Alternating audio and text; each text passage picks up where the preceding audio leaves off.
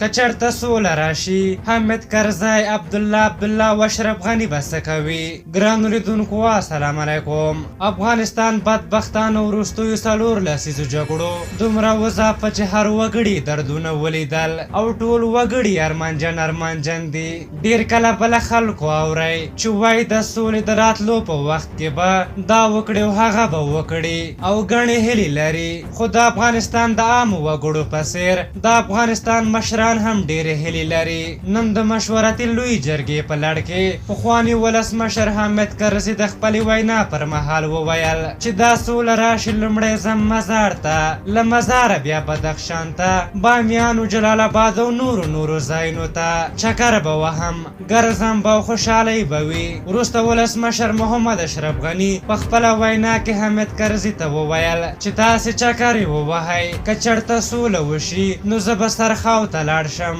قرار یو 2 کاله په دروازه راپسې وتړم. ډېر کتابونه مې په ذهن کې دي، خدای دې زمینه راته برابره کړي چې ویې لیکم چې کوچنیانو ته یو څه پیدا شي.